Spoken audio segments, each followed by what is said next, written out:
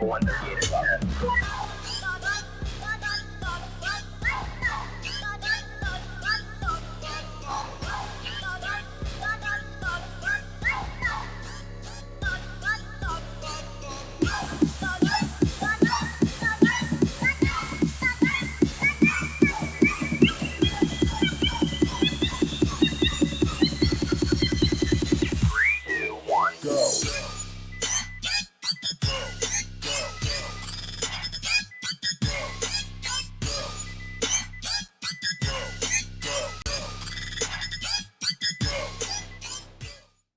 And hello, everybody, and welcome to the Sportcat Show. Let me pay a bill here. Broadcasting across Australia on Dare Media Group radio stations, this is the Sportcat Show, uncovering secret chapters, strange encounters, and the occasional technical mishap. And there's always the technical mishap. Hello, everybody, and welcome to the Sportcat Show. We are live for the next 2 hours. We've got two great guests. We've got a psychological thriller and an EDM musician. We are live in Australia. Everybody, please come over and find us on the Sportcat Shows. Join the live chat and get in here. Let me bring out my co-host real quick, Miss Queen Harley and Miss Queen JM. So I can't call one the queen and not the other one. I'll get my ass kicked. I'm the queen on all my shows. What are you talking about? Oh, yeah. So, all right. Well, so I know we talked a little bit before. JM, you're feeling better. Good. Yes. Harley's a workaholic, so she's stressed. So I'm not stressed. I'm just a workaholic. You are a workaholic. So, but for the next hour, we're going to be talking a psychological thriller in aliens. So that's mean, Chris. What could possibly go wrong? So let me bring out our first guest. He's got a book called Hush coming out, and we're going to talk about that. We're going to talk about aliens. We're going to talk about fighter jets. And how the heck are you, sir? How's it going, guys? Good to see you. I'm glad I can actually see on the screen. A little while ago, I was thinking, what is this going to work? But the technology seems to have come through. It's good to see everyone. I was going to tell the girls backstage beforehand, we're talking ET, so the equipment usually goes crazy when we do that. So that's awesome. So much fun. Yeah. So be too easy otherwise. Right. Queen Harley, that headset. I've got to have that headset with the little pointer. I'm getting. It's my cat headphones. I was gonna say that's got some style. Like, why aren't they making all the headphones like with some kind of funky deal? You know, that's fun. There's a lot like the things come off to make them just regular, like they come off like that. But most of them nowadays you could buy have the attachments that go to it. Aha. You're special. Yeah, I was going to say. So did you buy the attachments separately? No, they came with it. Can you get the light ones that flash? And they have some that are like double horned, and that's what Glenn needs. Wow. Depends on what mood you're in. Mm-hmm. I need the double horns for my other show. There you go. So, MD, I guess. Yeah. Okay. Michael, MD, whatever works. I'm down with all of it. I got JM over here and MD, so I'll be tongue-tied all night. Yeah. You two are both authors, so I'm just the dumb guy with a microphone. But you've got several books out, but your newest is Hush, right? Right. I actually don't. I'm not normally a novelist. I normally write screenplays, so I write for the screen. But this was my first novel, so Hush is stepping into a little bit different mechanics, as I'm sure JM knows. It's a little bit different writing novel versus screenplay, but still at the end of the day, it's story. So fun, still fun. So this is you intend to write, this is like the first installment. It's supposed to be a series or a trilogy or a duology? It's supposed to be a series because there's just so much covert history. So Hush kind of covers your basic covert events, including Roswell, from about 1940 up to the beginning of the Eisenhower era. It also has a kind of a skip trajectory where it covers the evolution of the Malaysian disappearance, and that's I won't give too much away, but I have a lot of kind of tragic news around that event, and I kind of know from my different sources what actually happened, and it's not good. But it is in the book, and it's certainly covered in heavy detail. So something to read. But it has to do with alien traded technologies, and Hush is all about your covert past with alien traded technologies, alien transactions done with humans, obviously, and kind of what some of the main events were that occurred around that. Yeah. I was reading a little of your summary there, and I was really intrigued because it sounds like I like those things that get you thinking. I like things with lots of action adventure. I like things with speculative fiction. So it sounds like it's be something right up my alley. So I'm excited about that. I think it'll be a fun read for you. I always kind of go from the standpoint of story is king. So I love factual books when authors are like this. I went to Roswell and I found this out, and Jane said this and John said this, and they were standing right there when this thing came down. I like those, but when those books get into, and I'm a researcher, so I don't mind the books that get into 8,000 footnotes to kind of hammer down their point, like this has proved it. But I find that from writing screenplays for all these years that it's much more fun to get through a story that's exciting. And then if you want to go back and pull the curtain back and realize, oh, this where he's covering Roswell, that is insanely researched, because that's what I'm insane about research. So I have to research at the level that I literally feel and see the visceral scene before I can kind of splat it on the paper.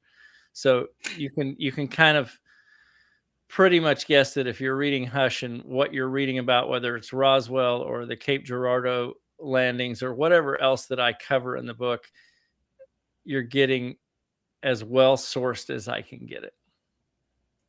So you were saying that you visualize it. I know that because I've never written screenplay, so I have no idea how that process goes. But right. As I write, I've always said that I see it as a movie in my head. And I'm writing down what I see, but you see it as a snapshot or a picture? No, I'm like you. I see it as a movie. I mean, I literally have to see if it's a armed convoy with Eisenhower traveling at Roswell in 1947. I need to know what plants are out there, what kind of tires are on the truck. I need to know what engines are in those trucks. I have to get into the nitty gritty of every little thing. What kind of clothing the officers are wearing and what the enlisted are wearing. What so are you the smells? Really in-depth. What is everything? I have to get very in before I can, because I've been writing for production companies, and I've obviously produced a couple of movies and written and directed. But for me, just the fun of story is I need to have it based. I just find it way more fun when something is based in hard facts, especially if you're doing something like this where you're covering covert events that occurred and you're trying to piece it together, because no one writes the clear excuse me, something in my throat, the clear story of what occurred at Roswell. So now you're piecing it together from a million different sources. And so I just find that the deeper I dive, the clearer the scene comes out for me, and then I can just regurgitate it on the page. Yes. So compared to screenwriting versus novels, it was the research that you did was probably comparable. You're right. If it's a historical piece, like I did a piece on the Black Panthers, which may be a series here soon. I got to meet Elaine Brown, who was, if y'all remember, she was the original kind of female figure of the Black Panthers when Huey got ousted and sent to Cuba. She became the head of the Black Panthers. I got to meet her in Oakland, but I did insane research on both sides of that, about the FBI, about COINTELPRO, and about the Black Panthers, and then wrote a screenplay that one of these days, if you get to see it, you'll see like, oh, it's massively researched, because I just love it. It's just more fun to then, at least for me anyway, to write the story when you can really feel like you're in 1969 and what people were thinking and how they spoke and the way they spoke and what clothes they wear and what was the attitude of 20-year-olds versus 40-year-olds at that point, because there's always a big dichotomy. So I always just find that kind of research helps me with understanding if I'm gonna then write Elaine Brown as a character, or in the case of Hush, Eisenhower as a character, I'm going to study every assistant of his, everyone who ever talked about him. I'm going to watch any kind of video of him. I'm going to feel him. I'm going to meet his granddaughter, which I did. I'm going to, or his great granddaughter. I'm going to know everything about him so that when he reacts to seeing his first dead alien, that I have a pretty good picture of what he's going through. Cause I like to write first person so that you're in his head when he's experiencing something. And I just try to give you interesting. Yeah. So it's more fun to kind of see it as a movie that way. I guess that's a bit different than what I do when I'm writing. I create characters that aren't from history so that I have that more of that freedom. Right. But you still have that creative freedom. And it makes sense that you would research so in-depthly because when you're writing novels and such, you have to get inside their head. You have to know what they're thinking and how they're going to react. You can't just imagine that. You can't just do it through dialogue only. Yeah. And then we have, with certain events, I mean, like, for instance, with Roswell, you have a lot of people who were standing there when certain individuals had an event happen to them, and these people were watching it going, he reacted this way. And then, Mac Brazel was there, and I saw what he did when they saw him with the military guys, and he was my buddy, and he completely disregarded us. Well, Mac Brazel was the center of that whole affair because of the debris that came down on his ranch and because he reported it. But then to have his buddies who are just regular cowhands say, yeah, we saw him in town the next day and he was surrounded by military guys and he wouldn't even look at us. We knew something bad was occurring. Like there was, they said, all we could tell, it was like, it just felt dark. Like he wouldn't even look at us, and he never does that. So those are great deals to then be able to write that scene. Right. Absolutely. You've got to have an encyclopedia hidden somewhere for each book. It's like a filing cabinet. I mean, the way I research, and what's wild is I tell Lincoln, my assistant, but he's also my dear friend, that normally when I write screenplays, this doesn't occur, but what has occurred with Hush has been really wild. And I tell him, all I can say is it's a committee that's writing it, because, and I don't write with AI or anything. I write my own stuff. But the way this came together, it has been like I've been a dandelion blown around like the universe going, go over there and interview that person and then interview her because you're going to want to connect these.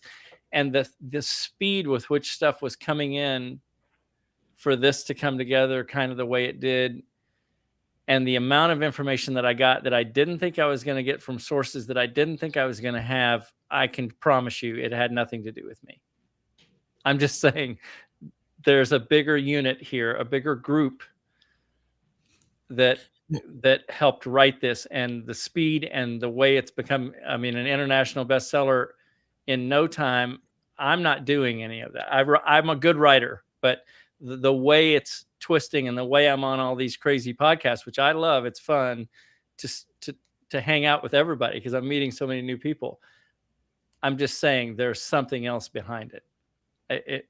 Even now, as I'm doing new research for volume 2, the stuff that's coming and the people that are coming through, I'm like, okay, whoa. It's just, it feels a little like, okay, I'll do what you say. Don't worry.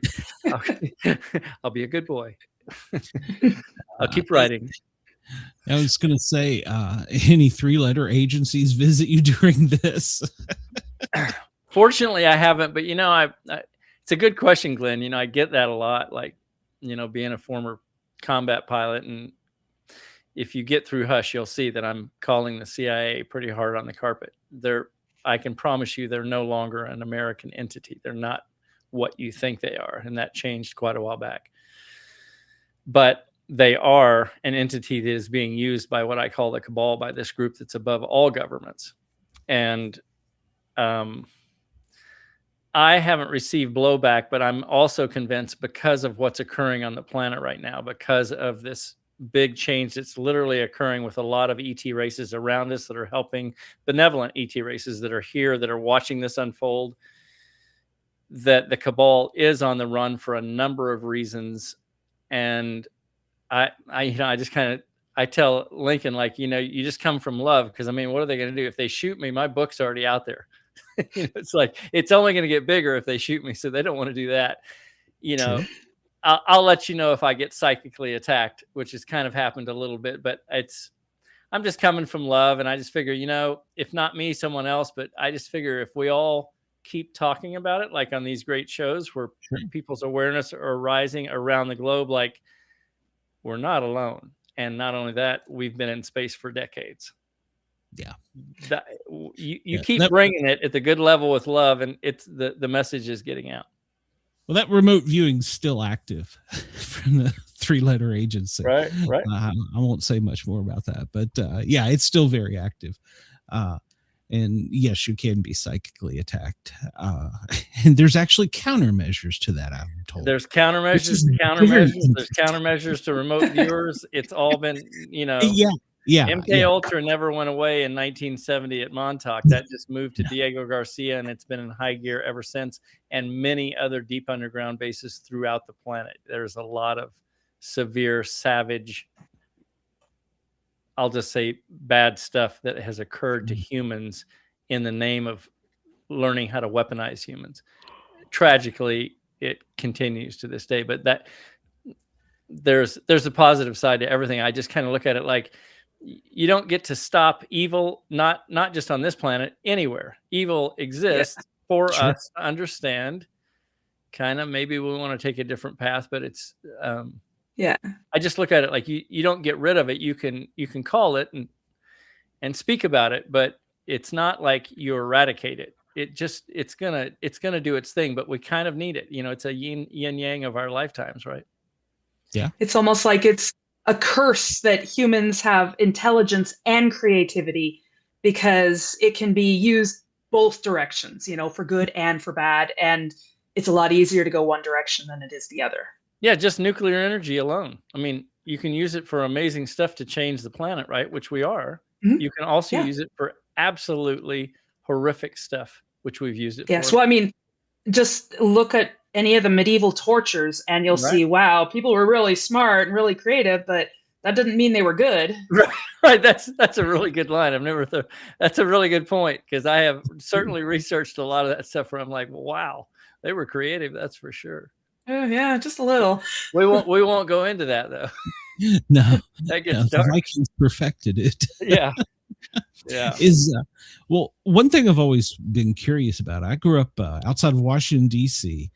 I've had a lot of people that were friends inside the Beltway and in for different things, and they used to tell me as a kid growing up near a military base just outside of Washington D.C. near Mount Vernon. I'll leave it at that. You mean Arlington? Well, my grandfather worked at Arlington when it was Fort Meade. Because I went through Marine training right there. You're Quantico. Yeah. No, Fort Belvoir is where I'm talking about. Yeah. And when I was growing up, you could in my grandparents' house, and I'm convinced to this day that both of them worked for the agency. That's another whole show. You could hear tunneling and people talking at night underground, and I would always be like, there's something here. And as a kid, I got a little rambunctious, and I may have found some things, and was always escorted off the base, and my grandparents took care of it. Is that nationwide now? Because I know it's under that base. Glenn, you are so on target. We're going to have a separate discussion. Okay. About Fort Belvedere in particular. I'll just give you a hint. A lot of the early dead bodies of non-terrestrials were taken to Fort Belvedere. Your deep underground bases began there. That base was a major player in the first days right after Roswell. Yeah. Project Bluebeam. It was also called, was it Area 52 or something? It had another area name. Yeah. At one point in time. I can't remember what it was. I got it in my research notes. But yeah. I had a lot of reading to do then. I like it that you got kicked off the base. That tells me you were on the right track. Yeah. Well, as a kid, I was a kid, and I was into scanner radios and all that nerdy stuff. And I would come home, and I would keep logs, like write records. They would disappear. My radios would be reprogrammed, and I'm like, Gran, how did this happen? She's like, I don't know anything about it. And Yeah, we could Wow. have a whole talk after the show Yeah. sometime, because I'm convinced that she worked on the guarded side of Belvoir. You went in, you went through the one gate, then you go through another, and then you go through another. I wouldn't And be most- surprised at all. Like to even get on that base back then, you would have had to been the trusted of the most trusted to well, participate. not if you're And there you go done. there. And but she had to have some kind of significant clearance to even participate. Not just anybody got to participate there at that level at that time. That base would have been next to Roswell, which was the only nuclear base at the time. There was a nuclear plant on Belvoir. Later, of course. Yeah, nobody knew about it until much later when it Right. stayed. But that base would have been one of the other than Wright Pat, where a lot of the alien reverse engineered technology initially went. Belvedere is where all the biological experimenting was done. Yeah, on the dead aliens as well as a couple of the live ones. So that became a very important base. Yeah, there was a lot of crazy things. We were out as kids one night, and we hear this boom, boom, boom, boom. We're like, what is that? And then the street lights start dimming, and then right out of the center of the base, this huge blue light goes up out of like nowhere, and we're kids. What the hell was that? And then no power for like, I don't even know how far. Wow. And the next day, the Washington Post was like, yeah, a squirrel got in a transformer. And I was a kid, and I'm like, no, that's bullshit. That's right. That's right. It's like, if you're going to tell a lie, tell a believable lie. But people believe it. That's the problem. They believe this stuff. So. Yeah. It's easy to debunk things. Yeah. I found a building, and me and my buddy, they took our film over cameras, but we were throwing rocks while they were constructing it, and we never could hear them hit rock bottom. Oh, wow. I thought you were throwing rocks at them. I'm like, no wonder they took your stuff. Well, no, they had it was a drone. We didn't know it was a drone, but they had a drone overhead, and when they approached us, we had already gotten off the base at that time. They knew our entire conversation. I mean, and my buddy's trying to make excuses, and I'm like, no, dude. Was that in the 80s, Glenn? Yes. Yeah. It was in the 80s. Yeah. So I got plenty of Belvoir stories, trust me. So yeah. And throwing rocks into the deep underground military base. That's funny. Well, I did the one night I got escorted out when I was younger. There was this big like a septic pipe, you know how they come up out of the ground, but there was vents on it, and you could hear this, and there was a draft, and I was like trying to look inside of it when the military police caught me. You really did piss them off. That's great. Yeah, I had a friend that worked for you had some great events. That's pretty amazing. He was I wonder if they're still watching you today. Yeah, I was gonna say they actually are. Yes. Track that kid. I have a friend that was a military police officer, and after he got discharged, he's like, I just want you to know, I can't talk about shit. He goes, but the amount of paperwork you had me generate because of the damn questions you ask. And I'm like, but you never answered him. He says, all I'm going to say is it's a bitch as a police officer having to back up out of a tunnel in the middle of the night with no lights on. And I'm like, oh, yeah. Wow. Yeah. So that's fun. That was fun times. And we also questioned. That's where I had my first Bigfoot experience with the Mount Vernon monster. Right there near George Washington's base. The military couldn't catch it. The county couldn't. State couldn't. They had helicopters, drones up. We were convinced as little children that was something that escaped from Belvoir, because it didn't last long. It was only around for like maybe a summer, and then it was gone. And so to this day, I've always questioned that. I've talked to some people that are like, well, it could have been a Bigfoot that was mating. It was going from the south to the north, and it just hung out there, because at that time, DC wasn't grown up like it is now. Or created there, because they were doing so many genetic experiments, not only on aliens, but on any other ETs that they caught. So who knows where that thing came from. But I wouldn't be surprised at all if you're right that maybe it escaped. Yeah, it was weird, but this show's not about me. Show's about you.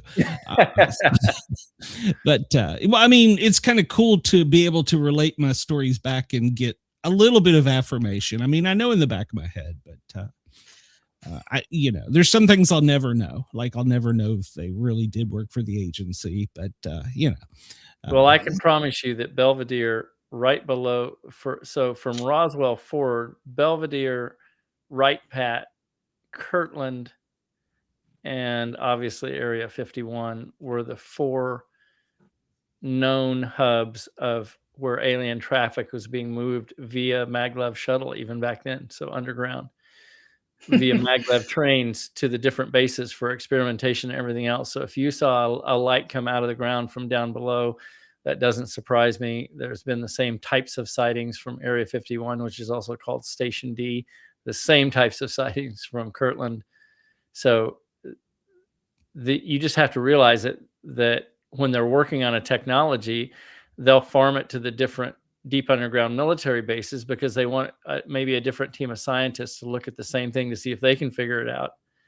So, but you were at for sure one of the top, not just bases as far as top secrecy. You were at an alien traded technology, an alien reverse engineered technology, or a new alien technology that was captured is what they were testing at these 4 different areas. So yeah, your base is very important. I want to go back now. Yeah. You can't get on now. It's way more secure now. Yeah. Who knows what's going on there now? I mean, we used to go fishing on the Potomac, right on the banks of it, and see all kinds of weird shit. I swear we saw a submarine in the Potomac one night fishing real late. I mean, I don't know if that's possible, but I swear we did, because we turned off all of our lights and we were like, is that? So yeah, wow. So I loved it. I think that's what's made me really, that in of course seeing the Mount Vernon monsters, what's gotten me into this stuff so much. It's given me a love for it. Plus I'm on the eternal hunt for finding out what my grandparents really did. Yeah. I have some feelings about things, but I can't say, at least on air, what I think they were. So, but I will say this before we go. My cousin was going through a box that he found on my grandparents, and she found her ID card for the bunker just for her. So wow. he calls me, he goes, I'm going to send you a picture or something. If it comes through, tell me. And he sent, I'm like, where'd you get that? And he's like, I just found it in a box. Like, that's fun. I want a picture. I want it. Mm-hmm. So, but yeah. So, of course, that was a scary time for our country because, back then we were all going to die in a big nuclear explosion and, be vaporized. And going to school right outside of Washington, D.C. during that time was very traumatizing. Yeah, I bet. We had nuclear drills, but they would just flash a light and say, we're all going to be dead in 20 seconds. So don't worry about it. Mm-hmm. Yeah. Thanks. So how did you start out? And obviously you have a military background, but how did you start in this? I know in some of the things I've read, it had to do with when you were a fighter pilot. You saw. Yeah. So I was actually an attack pilot. And the only difference is my jet was a all-weather attack jet. And I flew combat missions in Desert Storm. I had gotten out of the University of Arkansas with a history degree, went right into flight training for the Marines, which is basically Navy flight training. So through Pensacola, Florida. And then I was selected for jet training and eventually selected for the A6 Intruder, which was an all-weather attack jet at the time. It's now been mothballed for a 2-seat F-18. But at the time, it was a Vietnam-era bird that was capable of kind of attacking targets, whether you could see out of the cockpit or not. The bombardier navigator who would sit next to me would paint a kind of a Star Wars picture on my screen, and I could fly to the picture to where the target was, and then we could, hopefully get back alive. So that was we went overseas in 1991. We were called to be kind of the last squadron to arrive at Operation Desert Storm. And at that time, I was the squadron intelligence officer. So I'm reading all the top secret traffic that's coming through for the squadron worldwide, but also just the general top secret traffic. So I kind of had 3 antennas occurring at the same moment. I'm leading to how I got to writing Hush and how this all kicked off.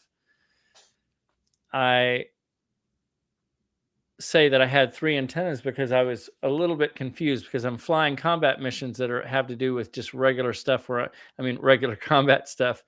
I'm bombing tanks or any kind of military vehicle that's coming south. I'm attacking air bases and things like that with my jet at nighttime. These are all night missions that, if you remember, Desert Storm only lasted for 43 days. It was all air war. So we had like 2,000 sorties a night every 24 hours. 2,000 sorties mean 2,000 aircraft over Iraq every 24 hours. It was insane.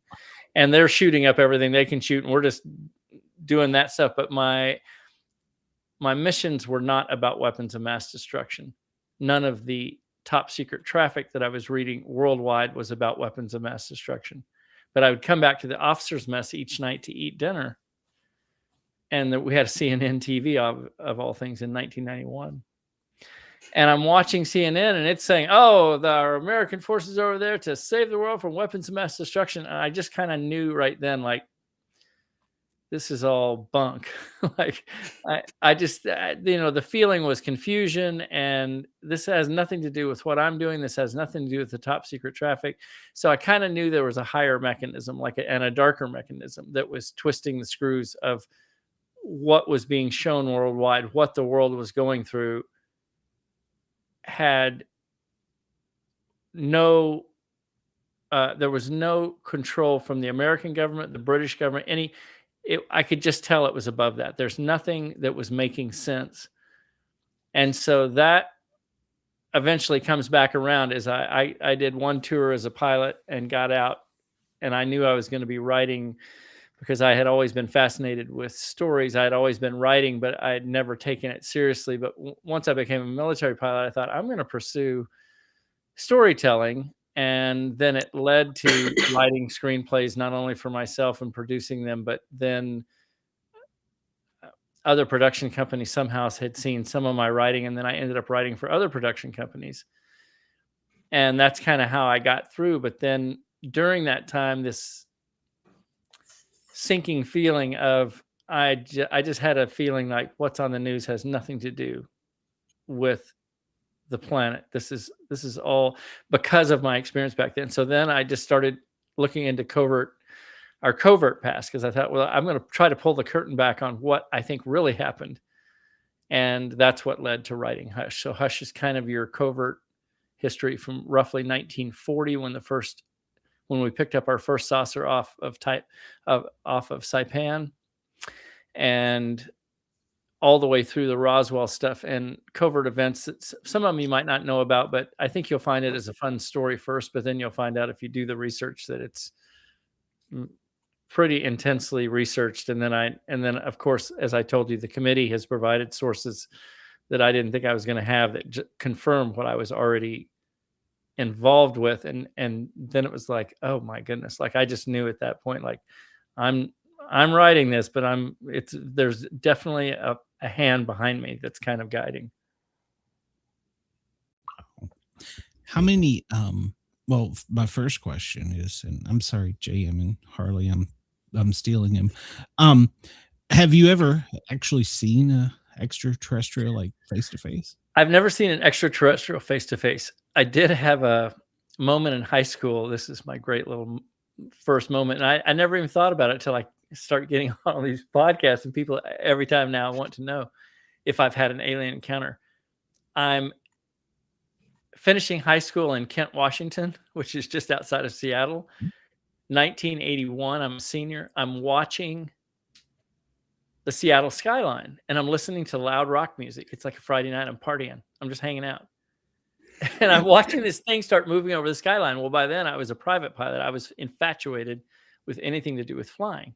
I knew I was going to be a pilot. Like, I just knew, like, when I'd see jets do fun stuff over me when I was a kid, I'm like, I'm going to try to do that. Right.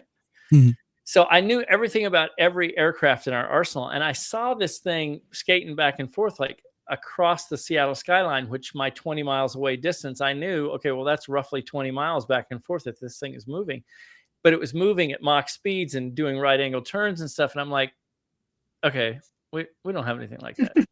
This is messed up. I saw something similar. I'm going to call the radio station, right? I'm going to call in. I'm going to be like, hey, right when I go over to the phone, which back in the day was a phone, right? Radio stops. Steve Slayton, my favorite DJ, comes on. He's like, okay, Seattle, stop the music. We're stopping everything. There's something over the city. And I was like, yes. He's like, we're being deluged with calls. And, so then for the next 2 or 3 minutes while it was still moving and doing crazy stuff, and then it vanished way up high, like in a diagonal, and it was clearly above Mach velocities. I mean, there were helicopters that you could see barely moving and a jet kind of, bleeping its lights. This thing was just going nuts, right? And then it turns out, thousands of people saw it and were calling in and saying, there's something over the city right now. And I was like, well, I don't know what it is, but I know that's not from here. So that was my first, like, okay. But I never, at that point in your life, I'm 18. I didn't even know I was going to be going to flight school at that point. I was in flight training privately, but I didn't know I was going to get through college and actually make it through flight training. You never know, right? I was just amazed that there was something cool over the city doing crazy aerodynamics that I didn't think were possible. Yeah. Now that nobody would notice. They're too buried in their phone. Right. I think that's too much light pollution. That's right. I saw something similar when I was coming home one time. I was up in northern Alberta, and I saw something similar. It's like almost exactly but it was dark at night, and there wasn't a lot of light because the city wasn't that big at the time. And it was like this light, and it was zipping around the sky, and I thought, that's cool. Go inside. Yeah. Didn't even stop to think about beyond. That's right. cool. Right. Yeah. Yeah, because it's kind of overwhelming, but then you're like, but I can't do anything with it. I can't contact them. I don't know what it is. It's just a light. It's cool. But if I tell anybody, they're just going to look at me sideways like, whatever, pass the beer. Yeah, exactly. So you can't really do much with it. You can tell people about it. They'll be like, yeah, whatever. Okay. That's the fun of where Harley went. That's the fun of hunting Bigfoot. You can be out in the woods and have the greatest adventure, and then come tell somebody, and they're like, "Yeah, whatever." Right. I was there. Then you write a book. You can write a book. Yeah. Yeah. How many? I don't know what I want to call them. How many cultures? How many beings? How many do you think there are of different races? That's, I guess, best word. Oh my! I think it's. No, this is talking with secret space program personnel, talking and watching interviews and reading interviews of every single malevolent or benevolent abduction throughout time that I can get my hands on, kind of understanding how many races have been seen. And all I can say is, as vast as Earth is with its races, its factions, its different colored people, its different looking people, its different heights of people, sizes, Samoans to us dinky Americans, et cetera, not that one is better than another. I'm just saying that of all the crazy stuff that you see on the planet, the multiverse, just take it to the nth degree. There are, I'm assuming, trillions of species, races, et cetera, from secret space program personnel alone. If you haven't seen Cosmic Disclosure with Randy Kramer talking about doing security on Jupiter with the ambassador for a group that's arriving to Jupiter to where alien races meet to do transactional deals. Everybody has an agenda. Everybody wants something for their planet from another planet. Everybody's got cents on the dollar that they can make cheaper. So there's all of these transactions going on, and one of the safe places to do it where you can't be attacked is at a, basically think of it as like a, he said the room is a mile square with 80-foot tall windows that look out onto Jupiter itself. And he said that he describes in detail arriving on a shuttle where they have to go through all these security measures because everybody from all these different species want to feel safe if they're going to go into, they want to know that they're not going to get blown up by their rivals. So the space station itself is cloaked until you get like within 17 miles, and then they have to go through several security kind of he kind of refers to them as like bulletproof glass that you get up to and your shuttle can't see through it, and then you're allowed through once the shuttle has been scanned and identified of who's on it. All these security protocols. And then once they arrive, and I'm saying all this to get to your question, Glenn, of species. I'm giving you the nutshell. Pay your $8, get on Gaia, listen to every friggin' Cosmic Disclosure, especially if it's got Randy Kramer. I'm telling you, David Adair, Randy Kramer, Emery Smith, Tactical Tim, who worked with the covert operations in Germany. I'm telling you, they are the real deal. Every bit of what they're saying. And what's wild is this stuff has been on there since like 2000. There are so many people in the alien space who are not even aware. But anyway, I'll get back to the story. Randy is doing security for a group going on into this huge, basically it's just a meeting hall. I tend to see it like this big checkerboard, but it has 80-foot windows and it's a mile.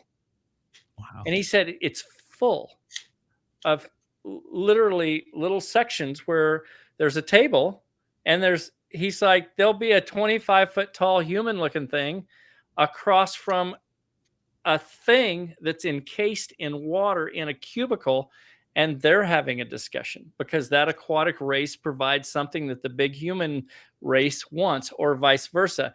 And he's like, it's so intense that the first time we went in, we had to go through a protocol of literally staring for like 30, we get to stare for like 30 to 45 seconds. And then we have to go sit and look kind of like at our feet, because the brain can't handle all the different figures that we're seeing and all the entities. Like the brain fries, it wants to see humanoids. It wants to see roughly humanoids. He's like 5-star, you get the head and the 2 arms and the 2 legs, you get the little star. And he's like, when you don't get that, you just don't realize how overwhelmed you are. So the guy who was kind of leading the show would say, okay, I want you guys to come in. We're all going to sit on a couch, look out. And he's like, this shit going by. He's like, you're just overwhelmed, and your brain is trying to group going, okay, yeah, I'm looking at every friggin' race that's, oh my God. And then he's like, you just have to turn away and you look down and he's like, it's a 30-minute process to kind of cool down. And then you're like, the guy kind of instructs you, when you go out this time, try not to look all around, just roughly stay in your area. He's like, eventually over time, you'll be fine. But just think, you don't make that up, right? If you're Randy Kramer, you don't make that up. You make that up because you just lived it, because it's just too much. Like, who thinks of that your brain can't handle all of the species you're seeing? And he's like, and there are discussions going on with sound and with light and there's light beings and multidimensional beings, and there's compartments that they teleport in. So the aquatic being is not in its container until the other ET arrives and sits down. Then once that ET arrives, a signal is given, and the aquatic ET is teleported in because it's already been secured off the outside of the sphere where they're doing the space station. It's been securely scanned, and then it's teleported into the little cubicle, and the discussions begin. And he's like, it's a mile. He's like, and it was full, and there's just all different alien races, ET races. And so I get the feeling, to answer your question, far more than you and I can imagine. It's like the planet Earth of saying, how many types of humans are there? Well, look at the 5 of us, or the 4 of us. He's like, just take it to the nth level, aquatic, multidimensional, every kind of animal, frogs this big or that are more advanced than all of the other races. They're this big, up to 4 feet tall. They fly around in their home ship, which has its own sun on the inside of it. And they're transported by the energy of their own sun. And they're so powerful because they're so ancient. They live for like 1 million years. And he's like, everybody wants to, and he names them. I can't, and it's like, it's not troglodyte, but it's some big long name. He's like, and they're known, like nobody messes with them. They're dinky. They're not big. They look like frogs, but they're bipedal. And he's like, they're so advanced that they've gotten to that conscious level where they just kind of move around and nobody messes with them, but nobody messes with them because they realize they have the Death Star inside their spaceship because they have a living sun, and they know everyone knows kind of like, don't mess with them. That thing is a weapon. If they want to use it, it will destroy your planet. Like, so they don't get messed with by the Draco or by anybody else, like the known thugs in the multiverse that are planet conquering hordes. This small frog race is, no one messes with them at all. And they're super benevolent, and they're here around us right now as this evolution is occurring. So, but anyway, to answer your question, as far as I understand, far beyond what you and I can ever imagine. Randy says, just think about the oceans and the molecular life in the oceans that you're not aware of, all the way down to huge living sea creatures. But then within the earth, which is honeycombed with civilizations, our planet, honeycombed with civilizations, we now have, I can promise you, special operations groups that are meeting with these different civilizations. All of it's coming to fruition. I believe you're going to have contact events this year. I think the compression has occurred so heavily right now that it's inevitable that this year you're going to have contact events where the planet absolutely knows we have been welcomed into the galactic community. Like there's just too much happening right now.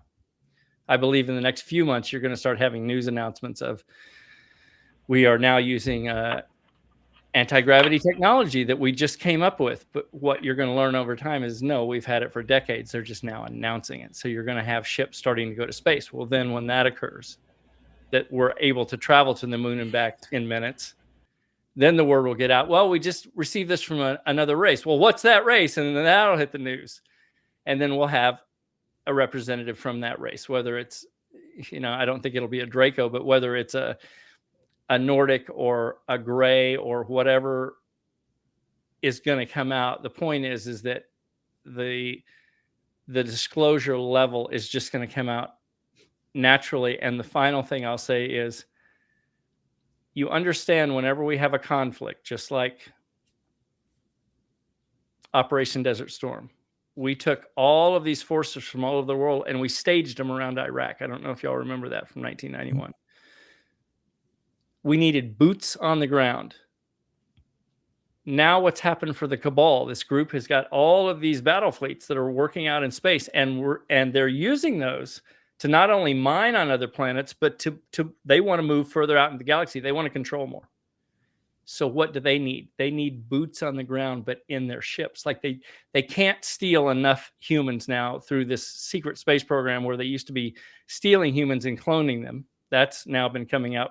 More are coming forward. Like, I was cloned too. Like, the stories are all the same. Like, I got taken when I was a kid, regressed when I was done with 20 years, put back in as a kid, but now I'm having these crazy memories because their mind wipe technology is not working.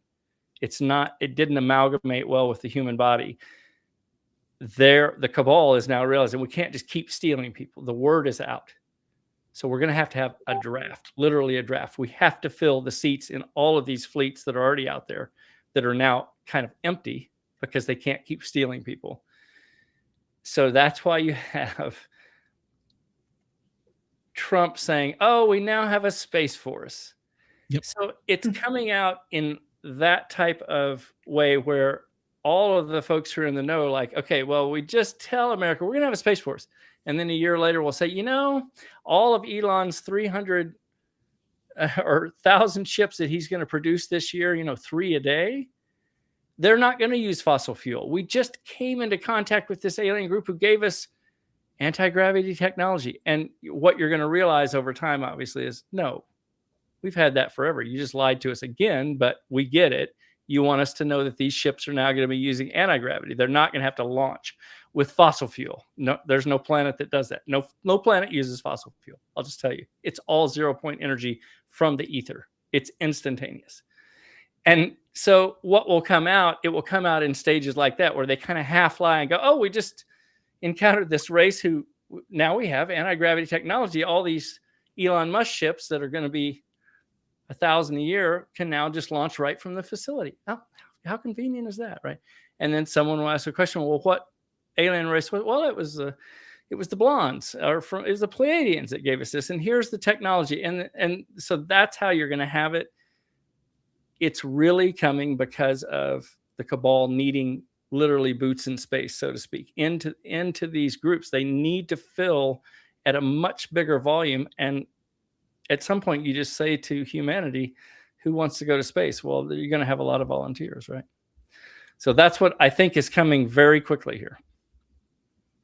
Yeah, it seems like I heard just the other day, Trump's like, oh yeah, we're going to come out with some information about the UFOs soon. So, well, they got to get rid of that Einstein stuff. So, which I think is still tied in. It's all tied in. That has to do with the cabal and but you know, at the end of the day, that it's like we talked about earlier, that kind of stuff is always going to be there to kind of distract.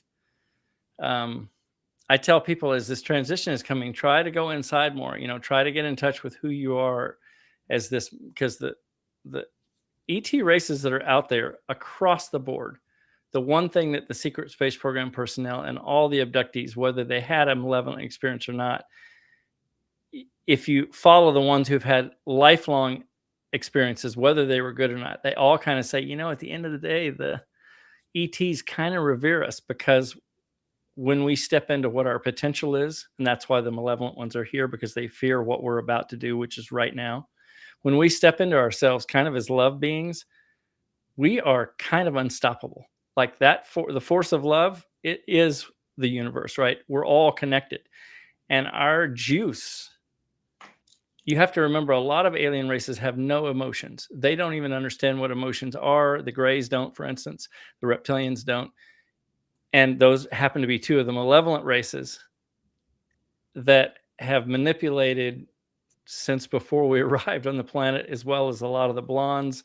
There's a lot of research that says they kind of came here to control us before what's occurring right now, before us stepping into what we can really be. Because as we do that, we are literally, when humanity steps into what we are, we're unstoppable.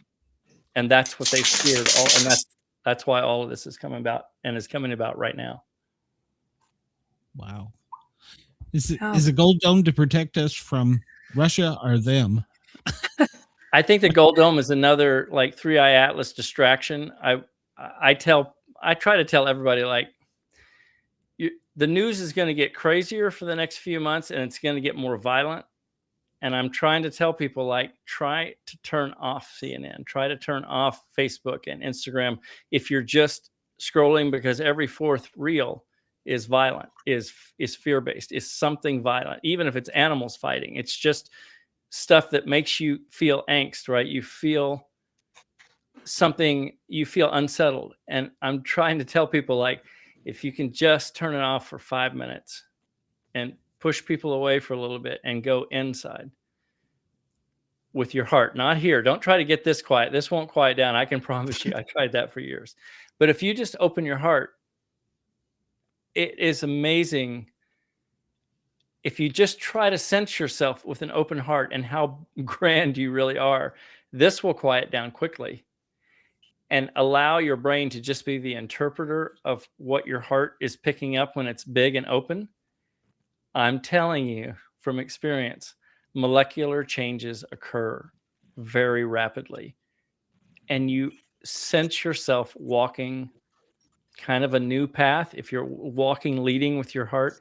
And all of the ET races continuously through various channels say, when you guys get together at that level, when you're stepping out from your heart, when you reach a critical mass, the planet, the universe, it's all kind of focused around humans right now for a number of reasons, because of what you're about to be.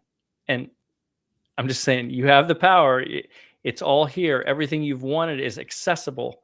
Try to turn off everything outside for a little bit and try this and see what happens. It's been a big change for me. I can tell you that. Okay. Wow. Yeah. This is Wow. deep. I know. What, right? Yeah. Oh, I mean, Yeah. and I could probably have you for 3 hours. Um, last question, and then we got to get to your paranormal story, if you Sure. have. Do you think? And I've always wondered about this. The whatever you want to call it, contact, the reveal. Do you think it will crash Christianity? No. Everyone's included in the transition, and remember, it's kind of like, I'll try to make it a simple example. Everybody has different ways. It's like Rumi says, there's a million ways to kneel and kiss the ground, right? Some people pick up a musical instrument and they play, and that's how they give back. That's how they give love. Some people get quiet and they light a little sage like me. Some people have to walk in nature. And the same with some people need to read a biblical passage. And what all religions will find is that everything that's in the Quran, everything in the Bible, all of it is valid. Jesus is valid. Buddha is valid. Why? Because at the end of the day, they're all saying, Amanda Myanmar, the women, everyone, they're all saying the same thing. It's within, right? They say the kingdom of heaven, or I say the kingdom of heaven. It doesn't matter. They're all saying the exact same message. Like, if you go inside, all of the stuff that you're riled up about from the outside will ease. And you'll find that this garden gives you sustenance, and not only gives you sustenance, then begins to expand. And then your capabilities, your actual potential starts to get remembered, because we've been taken down pretty hard by these groups who have been trying to control us. But they're literally not able to stay on the planet as we all step forward into our heart space and literally come together. I'll just end with this. They are teaching secret space program personnel in platoon size units, taking them to Venus. You can breathe on Venus. And the Venusians are teaching them to fight with love. Think about that. And they send, again, it's on Gaia. I think Michael Jaco talks about it. He's a former SEAL Team 6. He's like, I was there. I don't care whether you believe it or not. And the Venusians are beautiful. But he's like, they're teaching us to fight with love. Literally, will arrive en masse to meet a Draco reptilian group that we're going to have to take down or fight or do combat with. He's like, we have now learned that if we literally step out of the ships with a love vibe, he's like, I don't care how corny it sounds. This is the power in the universe. When we step out, a lot of times now, the groups that we used to have to absolutely do battle with because we weren't trained in how powerful we were. He's like, now they just kind of look at us and they're picking up on what we're bringing, which is, we'll fight you if you want a piece of us. Do you want a piece of us? Because we're coming from love. He said, we literally have some groups now that just kind of go, okay, we're good. We're going to put the weapons down. He's like, they'll surrender to us because of the power of what humans can bring. So I'm just saying, that's every human. Wow. That's cool. Right. That is incredible. We're going to have to get you to come back. For sure. Yeah. We'll make it happen. For an hour. So yeah, we're going to have to get you back. And I'm probably and Harley, by the way, she said that they were having internet and electrical. Yeah. So I think we scared her, but no, she's got kids and stuff too. So she's got to take care of them if the power and net goes out. Sure. We have a huge audience in Australia. So I want to make sure, and they're listening right now. I want to make sure that you get out the info on how to get in touch with you, how to buy your books, and if they want to just contact you and say, hey, I had something weird happen. Yeah, so they can go to mdselig.com, which is just my website. Certainly, Hush is available on Amazon and also on Audible. And I think Instagram, I have to check in with my marketing team because I don't do all this stuff, but I'm pretty sure it's at real.mdselig on Instagram, at real.mdselig on Instagram, but it's mdselig.com in general. And like I said, Amazon, you can get the Audible or the regular books. But yeah, hopefully you enjoy it. And if you do, please give a review, because it brings this conversation to a wider audience, and it's certainly doing well. It's become an international bestseller, but I think it's because I think people are realizing that it's pretty thinly veiled facts that I'm trying to put out about what your actual reality might be right now. So hopefully it'll be a fun read for you. Okay. And I'm looking forward to it and, for sure. And Glenn and JM, it's been so fun to hang out with you guys. It's been an honor to be on your show. It has. Yeah, and all that'll be in the show notes. Probably not tonight, but tomorrow. No problem. The show notes for you, and I will message you, and we'll schedule again in sure. I don't know, April or something. So we'll work it out. All right. Well, have a great night. Thank you so much for coming on. Thank you. It's been a pleasure. Yes. Y'all have a great night. All right. All right. Bye-bye. Bye-bye. Wow, that went by quick. Yes, that went it by. Did. Well, as everybody knows, hold on, I got to push a button here and pay some bills. Where's my button? Button. Where's my button? Here we go. Broadcasting across Australia on Dare Media Group radio stations, this is the Sportcat Show, uncovering secret chapters, strange encounters, and the occasional technical mishap. All kinds of mishaps. All right, everybody knows we are live in Australia and on YouTube. Thank you for tuning in. Please come over to the Sportcat shows and join the chat. We always have two guests, and tonight is no different. I have been trying to get this young lady to come on for a while. If you're into EDM music, which is dance music, uplifting, great stuff, you've probably heard of Leah Culver, and she's going to come on here and tell us all about herself, her music, and yeah, we'll just have a good time. Let me bring her out here.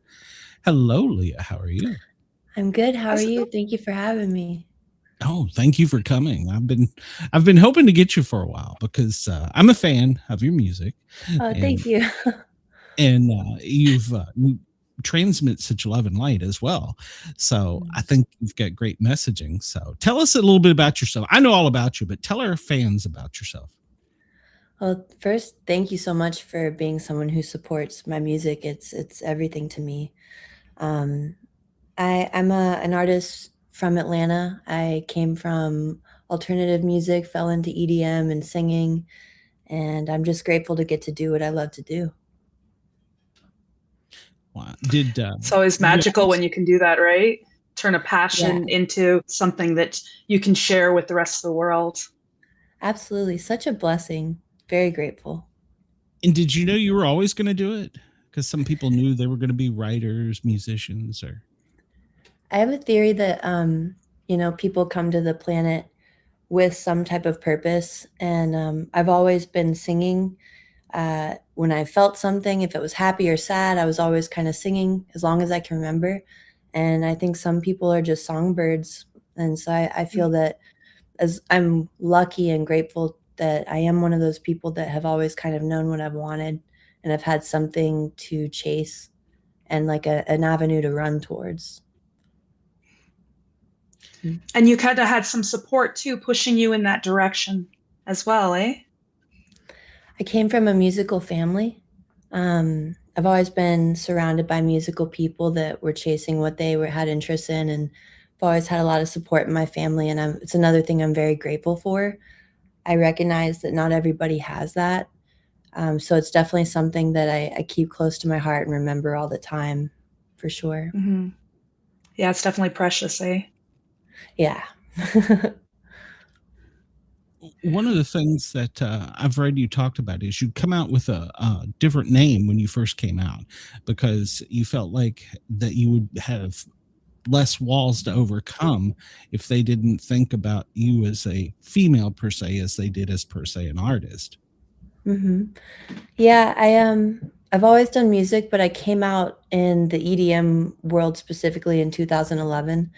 At the time, and still to this day, but really specifically at the time, there weren't very many women in music, and specifically producers, women producers. And I think all of us women that were in that time period specifically faced a lot of bullying, a lot of pushing that created like imposter syndrome and all of that. But when I first came into it, I was very into dubstep. It's just like, I came from like alternative music and metal music and pop music and all kinds of music. But in the electronic world, the closest thing to like that more heavier sound was like dubstep. And that's where I came in kind of swinging. And I was sitting with my dad, and we were talking about like names, and the story of me actually becoming a DJ is actually really ridiculous. I had to come up with a name really quickly because I was working for an entertainment company in Atlanta, just doing emails and helping with the bookings. It was called Wobble Wednesdays, and this was in 2000, maybe 10, 11. And my boss at the time was saying, there's no female DJs in Atlanta. And I was like, well, I'm a female DJ. Like, you didn't know that? And it was just a hair too dry. And he booked me for Wednesday. So I had to learn how to DJ and come up with a name. And I was sitting on the floor, and my dad was at the computer, and I was just like telling him I need to come up with a name. And we came up with MK Ultra. It fit. It fit like the heaviness of the music. Yeah, So I had never heard the. Go ahead, Jan. Go ahead. I was just going to say I had never heard of like the expression a cult following. What does that mean? Like a cult following? Yeah. Well, that just means having really, really great fans and people that support you. There's like levels to fans. There's people just discovering you, and it's exciting, and then it goes all the way on the spectrum to super fans. Those are the people who are going to fly across the country for your show, buy your merch, and all the things. And I think a cult following is when you have a lot of people like that, which is again a blessing and a beautiful thing because you can impact people in a positive way. When you started out, could you envision yourself getting to this point? I could, and I'm a strong believer, and I was kind of built to believe in manifesting. My entire upbringing was based around the mind and your reality and creating your reality with your mind in every aspect. And so I've always been kind of raised, trained to be that way. And so to answer your question, there was a lot of visualization and a lot of knowing that it will happen and letting it go. And I've used that forever. Mm-hmm. And even though where you're at now, a lot of people would be envious of where you're at, but do you still struggle with that imposter syndrome that you were talking about? I think the truth is that, and this is coming from an artist that knows artists of all levels, I see imposter syndrome in everybody that I know. Yeah. People you'd be shocked to think, and I think to some degree there's probably a healthy measure, but I think that lives in people in every industry. Maybe it's like an inner programming to keep us humble. Yeah, I think it's some type of internalized something, right? I can think of, for me, I had a lot of like bullying coming up on the internet in that time period where it was like less frowned upon than it is today. You'd get less backlash back then than you would now for like bullying a female producer and like questioning her abilities based on her gender. So I think I realized that I had a lot of that when I went to Icon Collective. It's a music production school where everyone was so supportive, of course. and I didn't realize how much imposter syndrome I had held up until that point, when everybody just assumes, yes, of course you can. We're all here doing the same thing. Do you see yourself as a role model for those people who are also starting out and maybe can't, or struggling to envision themselves becoming something more than just where they're at now? I hope that in everything that I do, it can resonate with people in a positive way. And sometimes resonating with people in a positive way doesn't even look beautiful. Sometimes it's the really intense, painful lyrics give somebody a home to sing them alone in their bedroom. Or if they have imposter syndrome and they see I can do it, then hopefully they'll believe that they can too. Because that's something I kind of live by, is if someone else can, so can I. So it's like paying forward, right? So then you're touching their hearts and reaching them. Yeah. I like that. That's nice. Thank you. Yeah, you had. So when you got past your imposter syndrome, is that when you made the change and you're like, okay, now I'm Miss Culver and I am on the scene? I'll tell you the truth. And the truth is that I had a really big manager approach me. He managed some of my friends that were like one of the biggest artists out at the time. And they said, well, we'll take you on if you change your name to Leah Culver, not MK Ultra. And I had been at MK Ultra for a minute and was having a lot of fun with it. But so I did it. I made the jump. I made the brand changes, which is a really big deal, kind of. And they ended up asking me to also kind of leave the manager that had been my friend that had been helping me along the way. And I'm really loyal with things like that. And so I wouldn't do it, but I had already changed my name. So they were like, I'm sorry, he can't come on board with us. And I was like, man, well, I'm sorry, I can't get on board either then. And so I'm Leah Culver now, which is fine by me. MK Ultra kind of brought a couple weirdos around sometimes, with people thinking I was really controlling their mind. And of course I'm not. Only with love. With love, I hope. Did you find that when you changed your name, did you have to change your branding or your persona, or did people view you differently? I think that a lot of my connections with people, like just face-to-face connections, they knew me as Leah as well, so I felt like it was a pretty safe bet. And I kind of did a full brand switch up because it's very fun. Yes, it's very fun. choosing a whole new brand and a whole new identity is very fun. So I had a lot of fun with that. And in some ways, yeah, I kind of switched over to very colorful, and it didn't really hurt me too much, I feel. And then I've just ran with Leah Culver ever since. Nice. Yeah, I know. Even in the authoring business, I went with my initials because I didn't want people to.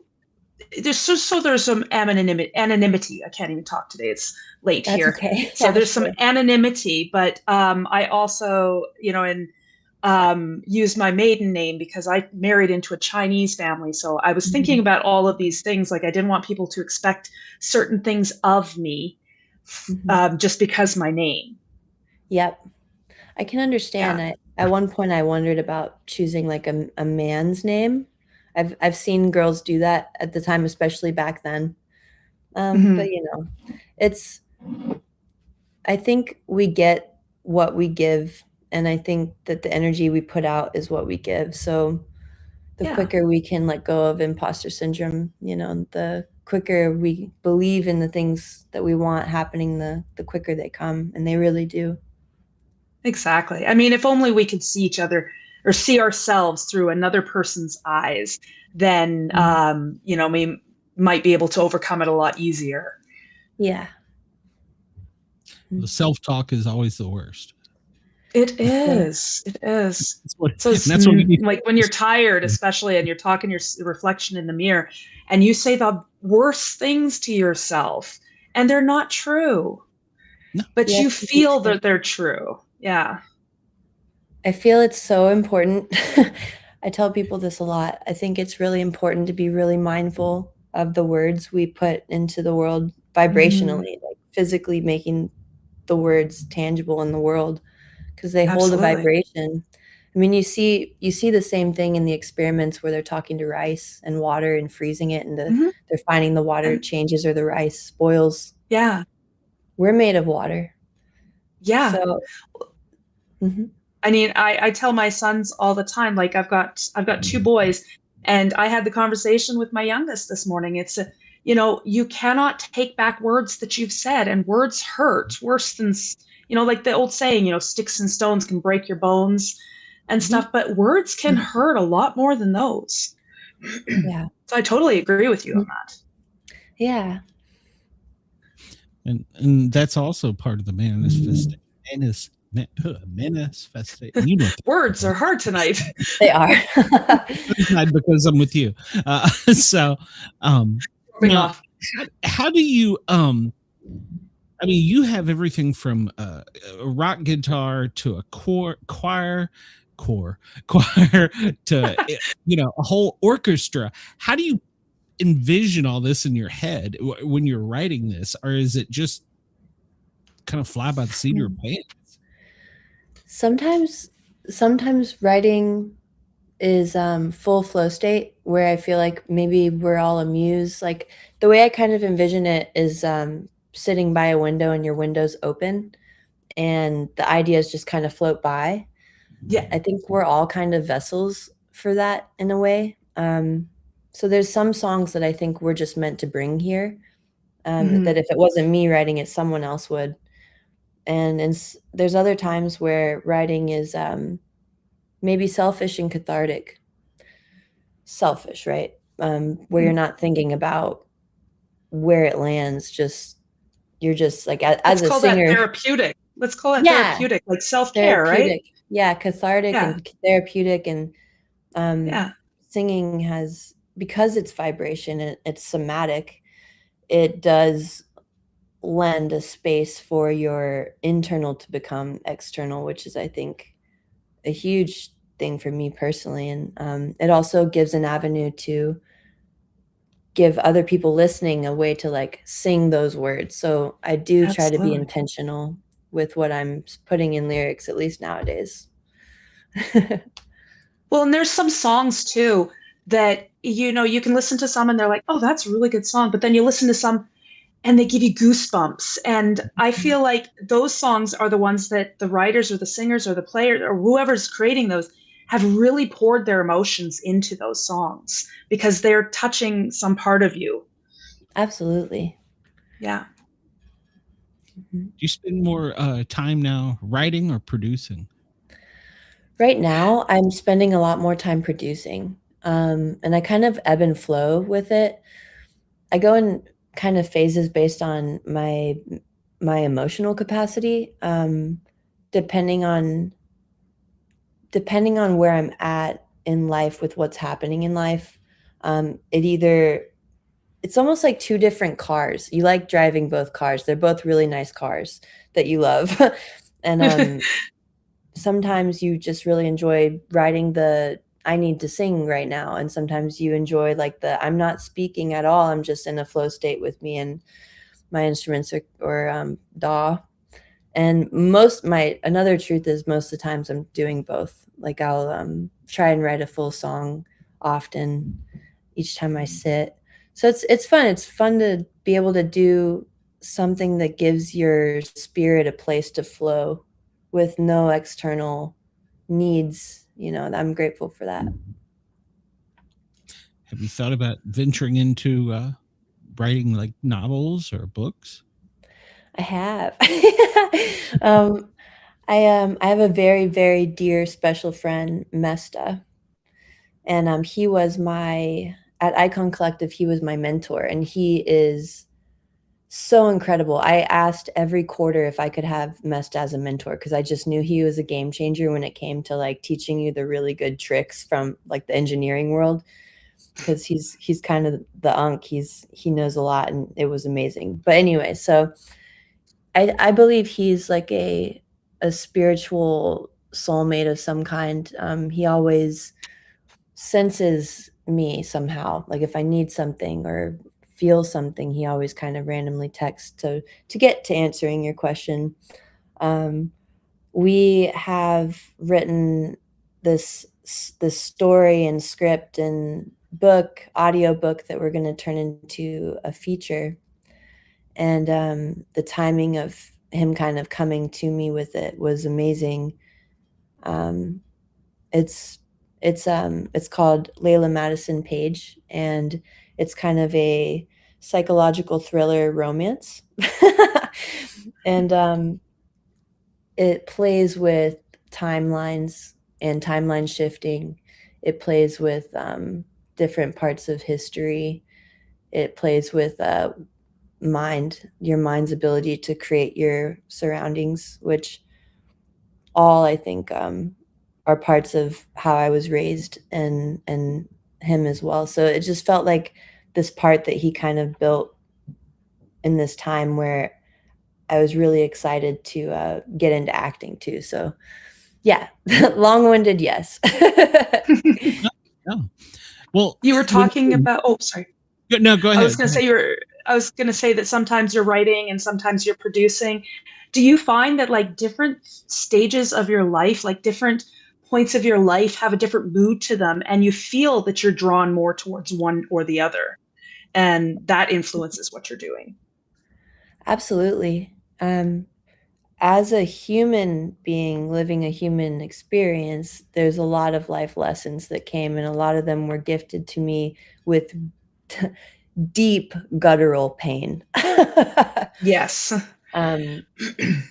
In one sentence, often if I see a therapist and I tell them everything, they're like, "Wow, that's a lot for a young person," without going into everything. But yeah, those experiences are such blessings, because they really do make you who you are. I know it sounds like what everyone says, Absolutely. but it's like I deeply feel nobody can hurt me more than I've been hurt. No one can scare me more than I've been scared. And those types of things, being true kind of gives you a big spectrum of things you can pull upon to write these stories to hopefully Mhm. impact other people living those stories as they're living them now. Yeah. Well, I think about too, it resonates with me what you've said there, because I've always thought about all the experiences that I went through, that they weren't all good. Some maybe are good, some are bad. There's a lot of bad in every life if you look at it. Mhm. But I wouldn't be me if I went back in time and erased any one of those little moments. I would be somebody different, because it's a trickle down effect. And as much as we would love to have, things go well for us throughout our life, it would change who we are. And who we are at this moment is who we're supposed to be. I agree with you. I think Yeah. there's also like a blessing with it that I learned that I try to share with people is that there is no threshold for how much you can love. There's Mhm. endless amounts, infinity amounts of love you can hold. There is a threshold for how much pain you can hold. And at Yes. one point I reached that point, and I just had to choose happy. And I remember Mhm. hearing people say things like that before I Yeah. experienced so many things, and like just choosing happy and different formats of the same sentence. And I thought, well, that's ignorant. They must not know depression. They must not know anxiety. They Yeah. must not know these experiences. No, but as someone who really like does understand a pretty solid multitude of human experiences, I feel grateful that I learned you actually can choose happy, and that's what I Yeah. did, and it works. In the same way Yeah. that, that manifesting works. It really Mhm. it's one of the most amazing things. I've actually just done it again this past New Year's, wrote out, a letter to my higher self, um, asking to just, like, really truly put it down, put down the things I was holding for a 9-year karmic cycle that you may be aware of ending, mid-February, as we enter the year of the horse and we leave the year of the snake of shedding. We leave a 9-year karmic cycle, and so I wanted to, put it all down. And I say this because I hope that if anyone's listening, that they can hopefully maybe this starts the idea for somebody, or, like, starts the adventure on finding their way to learning that you really can put things down, things that you think you'll never put down. You know, you can, and you can live happy again. And I do think there is a bit of a choice to it in the right time. Sometimes that first step is the hardest, but then you become stronger and it's easier after that. And I mean, the fact that you chose good means that you have an incredible amount of strength. And you should be very proud of that. I appreciate that. I think we all have that. Yes. We just, sometimes it's hard to embrace it because we can't see past the moment. Right. Which is such a beautiful part of the human experience. You have to really sit in it sometimes. Yes. Yeah. Yeah. Well, but like you said, said, voice, yeah. No, I was oh no, say, you can go voice. ahead now. No. Yeah. I was just saying, inner voice is what pushes you down so many times, and it's you. Yes. Yeah, our inner critic, right? I know. I thought it was funny when you were saying, like we have this endless capacity for love, but if you talk to my 9-year-old, he would say that I can't love him and his brother at the same time. So I think it's just you need to get to an age where you can understand that, and the only way to understand that is to grow, mature, and experience things. And life is the best teacher. But I mean, we're going to make mistakes, and we're going to have pain and suffering. It's inevitable. We need to learn from those so that we can become stronger, because if we don't, then we're doomed to repeat them. Absolutely. I agree. Yeah. Mm-hmm. Yeah, absolutely. Now, one of the things I was going to say, you were talking about you like to do it all. Well, when you do a music video, that's kind of doing it all, isn't it? You're writing a story, you're writing a song, you're bringing it all together, and then you're producing and engineering it. Isn't that kind of like that? It's a lot of fun because it's all art, and it's exciting because getting to take what is probably coming from a true source of life experience or feeling and making it tangible, whether that be a listening source or a visual source, is one of the most exciting things I think a human being, at least a creative, could do if they want to. So I think it's fun to use the different parts of your brain to get to make things that are just living inside your dream world of your mind into real tangible things that can be viewed and intaked by other people. I love that perspective. And whenever you do end up writing your novels, you're going to have this amazing world building capacity and character building capacity because of that. I appreciate you. I want to hear about your novels as well. She's a great author. Don't let her say it. So she is. She's a great author. I can't wait a lot of what you're saying resonates with me, because I mean, I haven't lived your life, but I've lived my life. And I think that we all have crossovers in our lives. Absolutely. I'll have to get the link for your book. Oh, yes. Oh yeah, I'll send it to you. Yeah, because she's great. Like I said, don't let her sell herself short there. Now, you've performed with some big names. Were you intimidated with some of these people, or were you like, yeah, I'm Leah Culver? I don't know. I see everything really like, what's the perfect word for this? I don't know. I don't see any of it like that, to be honest. Whenever there's a big win, I don't really feel it. Whenever there's like a big, like what could be seen as scary in front of me, like I don't really see it. I don't know how to explain that. Like, there's something that just takes over. I think it's a flow state. And everybody's just the same thing, nobody's short answer. No, not really. I was actually talking to my boyfriend about this today, about how, we've got like a music video happening at our house soon. And it's like a big artist that I looked up to a lot growing up, and I'm going to get to meet her tomorrow.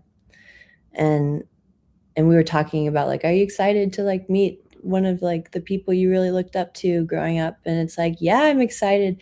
But like, there's a truth in me that's like, she's just like everybody, it's like, yes. We're all just the same. We're all just songbirds, I guess. But it is so exciting.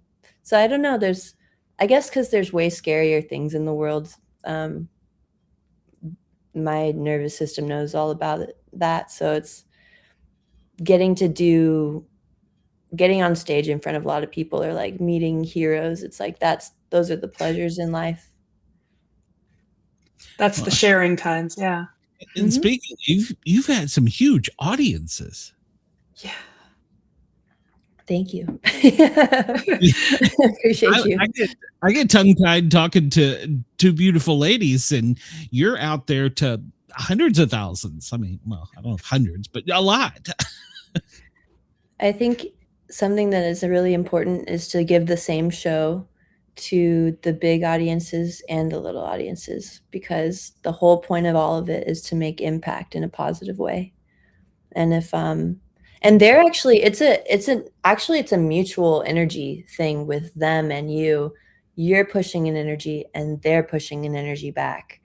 And you know, that's really what I think it's about. I think and if you're not on the stage and your music's just playing in someone's room somewhere in like Idaho that I haven't met before, and it impacts them, it's the same energy. Music's amazing. It's just you're having a conversation with one person, and that's what you're thinking of, and not thinking about how many people are out there. You're thinking about that one person you're having that conversation with, right? Is that how you're kind of rationalizing, or kind of like, so you don't become overwhelmed? I think when I go on stage, it took a long time to even become present. I think that there's truly an adrenaline that takes over that, like really big shows, especially if you had to do a lot of prep for it. Something about those shows, like you start and it's over in a second. And if you have like one memory of it, that's great. Or it's like you become present on stage. I don't know how to explain it. I think that's a skill, and it took a long time to hone that in, to be really present and like slow down and be like, oh, I'm on stage right now. And there's like, look at this person, and like having moments with people in the front if you're that close to them. I think it's an adrenaline thing. I don't know. Something about it isn't scary. Probably the adrenaline makes it that. Do you feel like it's easy once you get going that you can kind of just sort of lose yourself in the music or whatever it is that you're doing on stage? You can kind of just sort of immerse yourself in that, and the world disappears. It really does. And there's also a lot of pressure. So it's like you have to be very focused, because you could, like, specifically with DJing, at least the way that I do it, you can mess up very quickly. And if you mess up even by like a little bit, it's really bad. So you have to be really focused. Well, I don't think I could ever go on. I don't think I could do what you do. I am very impressed that you're able to do that. I did a presentation for grade 5 class talking about fictional writing, and I was tongue-tied. And these are like 12-year-olds, and there's only like 30 of them. So. Yeah, like I was saying, I get tongue-tied just talking to you guys, gals. So, yeah. And when we, so I was going to say, and when we have big names like you, I'm like, okay, I'm going to say something stupid. I'm going to do something stupid. No, nothing. It's all beautiful. And you can also become anything you want to be, because like my dad would tell you about how nervous I would be doing like violin and things like that. I remember wanting to be a singer when I was little, and like my best friend was like just one of those like star singers when she was like 5, and she would do the talent shows, and I'd be too scared. So I don't know, my hands still shake if I have to do a presentation, but something shows up when I do my art and it saves me. So you could do it. You said violin. How many instruments do you play? Yeah. I can't say I play violin now.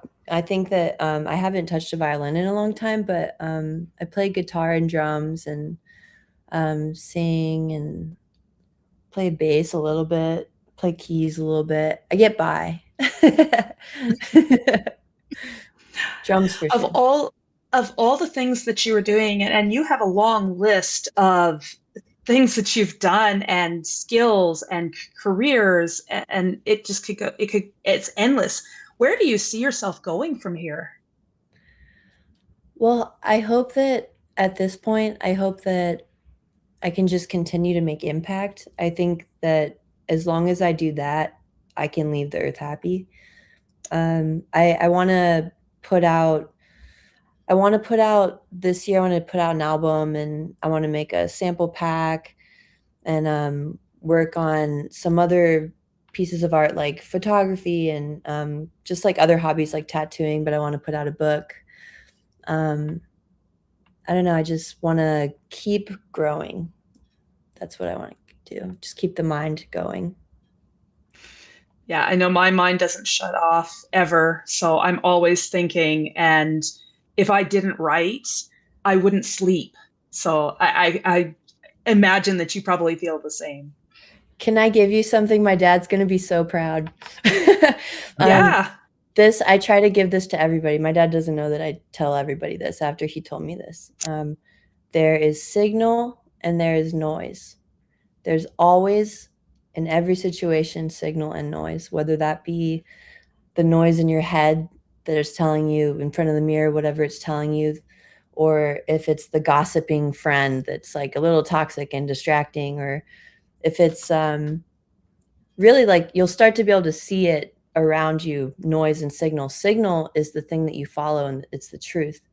And so long as things are true, they're okay. So if you start practicing following the signal instead of the noise, because there's always going to be both and you have a choice, then the mind starts to clear out a little bit, and you start to feel safer in your mind and start trusting your mind, and you deserve that. So Yeah, I appreciate that. That's, of course. I'd never thought about it that way, but you're right. Yeah, there's noise, and the noise is always there. And then there's the signal, and sometimes the signal isn't always as loud as the noise, but you just have to slow down and listen to it because it's there. Yeah. Yes. That's a lot more better an analogy than my grandpa gave me about toilet paper being synonymous with life. It's like you start out with this giant roll of toilet paper and you think, oh, I got a lot. And then as you go, it runs out faster and faster. I like your analogy better. I like yours too. My grandpa always said, any day on this side of the dirt's a good day. That's true. Yeah, I know when I go to do book signings or events and stuff, and people say, hey, how's it going? I was like, good. I'm still vertical and the sun is shining. So can't be too bad. Let's go. I like that. Yeah. Yeah. Let me catch up in the comments here. Chris is going to feel like I'm ignoring him. Chris is trying to be centered without the big highs and deep lows is a great way to fight off anxiety and depression, at least for me. Yeah, it is. It really is. Yeah. And it sounds like you keep yourself pretty busy, so you don't stop and so you don't have that time to stop and think about it. And then you're choosing the right, like, to be happy as well. So it's a bit of a choice there. Really good story for you. On that I like tip. this. Yeah. On that same tip, as I've mentioned lightly, I've had a lot of life happen. I've dealt with it in every kind of way. But on the most recent life thing that happened, that really had potential to like kind of take my running shoes from me and my momentum and my everything. I was jumping back and forth like this, and my kneecap just went gloop, and but that tickled. It tickled a bit, and so all to say that I had to sit a lot. I had to sit in this machine 6 to 8 hours a day, and there was just a lot of time to sit and think, and I couldn't be busy. Yeah. Which I believe everything happens the way it's supposed to, and it gave me time to really do some really deep diving, do some shadow work, look at the things that people don't typically want to look at that really create everything around you. Yes. Like the way you perceive things, the way that you come across your identity, all of it is shaped by so much that we don't really look at every day. And I had a lot of time to look at it all, and it was so unbelievably helpful. So Yeah. I implore anyone to break their kneecap and just kidding. I'm kidding. To sit down and look in, because staying busy, yeah, it works well, but it doesn't forever, you know. You can't maintain that forever. And I know I got to a point actually this past week where it was kind of an eye-opener, eureka moment, where I got all my projects done and I'm sitting here going, okay, I'm looking for more things to do. I don't know how to relax. I don't know how to stop. Yeah. And I think we all need to learn that. So that's, that is a big life lesson. I mean, like, surely that should be a good thing. It should be something that's easy. Oh, relax. We all know how to do that, but we don't really. Especially in today's world, where we're always chasing dopamine. Everybody's pretty much everyone's chasing dopamine. The noise, yeah. Yeah. It's funny you say that about the knee, because that reminds me, we had an athlete, she's a MMA fighter, boxer, whatever, and she said to like you, she goes, I think everybody needs to be punched in the face at least once in life. She says, because that makes you realize what life's all about and what the real pain is and what you can avoid. Yeah. She's so right. I was like, do I get a pass on that if I had 2 kids without epidural? Yes. Yeah. Okay, good. Absolutely. I'll give you a pass on that one. God bless. Yes. Oh, yeah. I had a kidney stone. I can't imagine. Oh yeah, you get a pass on that one too. Yeah. Yeah. Well, I got punched in the face. I always used to think that everybody needs to work as a cashier. One of my first jobs was a cashier, but I think everybody needs to work as a cashier so that they can realize how, they can realize how to be humbled, because everybody starts somewhere and we have to build our way up. We should never look down on anybody. Growing up with autism, like I didn't find out until 2019 that I had autism. And I remember working in hospitals when I was doing my training and then after I graduated, and I could not understand why doctors were treated better than janitors, because we're all working for the same purpose. And it just did not make sense to me. And we are all human when it comes down to it. We all bleed red, I mean, unless you have some condition, maybe you bleed dark blood, I don't know, or light blue blood, I don't know. If you're a Vulcan, maybe. But, we all have the same basic needs, thoughts, and we're all human, and we should never look down on anybody. And we should never look down on ourselves either. We started from somewhere, we got to here, we should be proud of that. Absolutely. I agree. Yeah. Yeah. And where all have you performed? All over. It looked like it. When I was looking at that, I was like, you've been all over. Let me rephrase. Have you traveled internationally and performed? Yeah, I have. And it's always a blessing to get to go somewhere new and meet new people and see new cultures. And always grateful for that, for sure. And it's always so cool to get to meet people that care enough to bring you there. That's really a blessing. Where was your favorite place to go internationally? Japan. Nice. Yeah. Japan, for sure. How about you guys? Have you done some traveling? Where's your favorite places? I've only ever been on a plane 3 times in my entire life. That's okay. Planes are crazy. They're terrifying. Yeah. Yeah. So I've not done much traveling myself, unless you count my imagination. Then I've traveled all across the world and beyond. How about astrally?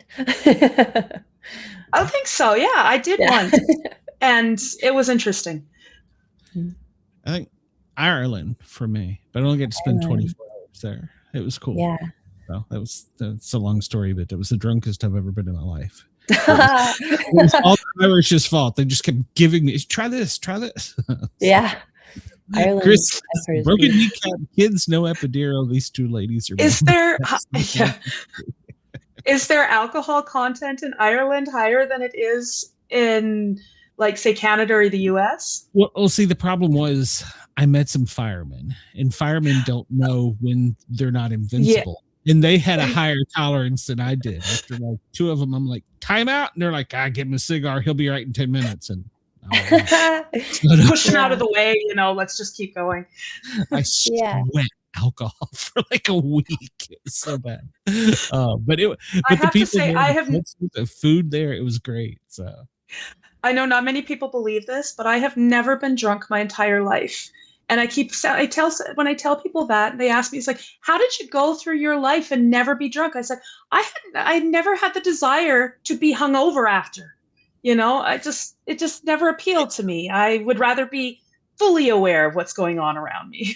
Yeah, absolutely. Yeah, I got all that out of my system when I was younger. I'd have a heart attack if I tried to do it now. So just wait till your next life, and then you can start over again. There you go. Yeah. We were talking earlier about it was brought up the Star Wars Cantina, about there's a place where all the aliens hang out and they all talk amongst each other. And have you done some work for Disney that might tie into that? I am actually under an NDA and cannot talk about anything like that. But I love Star Wars, and my dad loves Star Wars, and I appreciate their brand so much. But have worked on a bunch of other things, and grateful for the opportunity to get to do music for things that aren't just like live music, like TV shows, or like set a background for a video game. All that kind of work really is really special, to be able to help create the world of someone else's dream. Well, you've had fun stuff too. Disney's DuckTales. Oh yeah. Oh my gosh. Yeah. That was, I think they picked up Fly. I saw something about that. They, it's such a beautiful, fun world with how everything can muse and meet together. Like things you would never expect can happen. And that's why you have to keep your mind open and healthy. And a bit of a tangent, but I think it's important because I really discovered this to be true, is if there's a practice that I practice, I don't know that there's like a name for it or anything, but there was a time period where I was really focused on manifesting, and I had certain really specific goals in mind that were told to me that were impossible to change. And I was like, well, watch this. So I just kept my frequency and vibration high, right? Everyone says that, but I believe what that actually means is kind of tuning out, right? Signal and noise again, tuning out those negative people, starting every day, choosing to list out all the things I'm grateful for, or we're grateful for, and just actually proceeding in the world with love and forgiveness and softness. And I would get on my couch every day, right before bed, and I would put my hands out, and I would list out all the things I'm grateful for. And I would it's really the same thing as prayer, it's all the same type of thing. I believe that's why we're all connected, and that's, the God in us is like the all in us. And when choosing to keep your antenna, so to speak, aligned with a higher frequency, I deeply believe that the things you want to happen will, and they do. And if you're really specific with it, I've seen. Nope, she broke up right there. Can't have. Yeah, you have to tell that again. You broke up. That's okay. Just the last part. Yeah, the last part. Yeah, sorry. It seems as though, based on my experiences, if you keep your antenna tuned to kind of cutting out the noise and being grateful and thankful, which is very high vibrational, whereas on the other end of the spectrum, more lower vibrational emotions are fear and grief, which we can't help, but I think it keeps us a little bit more down than up. If you focus on the higher emotions and frequencies, I believe we can manifest some of the most amazing things. And that's all I'm saying, is that I think with that practice, you can kind of create your entire reality, whatever it is you want, really specific things that you're told you can't have. I always love it when people say, "Oh, that's impossible. You can't do that." And I like that you said that. Watch me, and we have a saying. It's like, "Hold my beer." Yeah, hold my beer. Yeah, and it does, and it has, and without going too much into some details, like I've been told that something couldn't be different, and it did, and Yeah. and I fully put it to that practice, and I in the same way that we can choose happy, and in the same way we can manifest really anything. I really believe that's the fun, exciting thing about existing as a human being, no matter what happens to you. Yes. Yeah. Yeah. And you're talking about vibrations, like high vibrations and low vibrations. And I don't think that there's any bad vibrations. And I don't think, because I think it's all a balance, right? You cannot recognize the good if you don't see the bad or experience the bad. So you kind of have that balance. So you can recognize the one. It's a yin and yang kind of thing. I think that you're completely right. I think they're both so important in this school of life. Yeah. All the lessons. Chris says, I would let JM hold my beer because I know she wouldn't drink it. So yeah, I'm not a beer. No, beer's not my thing. Well, one of the questions we ask all of our guests, and we ran out of time earlier with MD, have you ever had any paranormal experiences, seen a Bigfoot, had a ghost experience or anything you want to share? I've definitely experienced some weird hotels after shows. I had some pretty ghosty experiences in 2 hotels, particularly one in Savannah, Georgia, as we all know, is like the most haunted place in the country. And it was funny enough because it was like I was there for something pretty intense and heavy that I wasn't looking forward to. And when there was like, it was me and this other girl, and in between the beds, there was like suddenly this very like opaque, full man standing in the middle of us when there shouldn't be a man there. And I screamed because I thought there was a man there. And it just turned out it was, an apparition of some sort. And I didn't care anymore because I was like, oh, it's just a ghost. If it's a man, then God help him, because I will turn on my switch. But I've had moments like that in hotels, and specifically in the South, in Chattanooga as well. With a man or with an apparition? Oh, with like a spirit of some kind. And okay. I was a little worried there for a minute. I was like, what? No, yeah. But absolutely. And I hope that those spirits found their way to home, whatever that means, in whatever level. You think when we leave here, we go to a different level, or I guess everybody's always trying to figure out what are ghosts. Yes.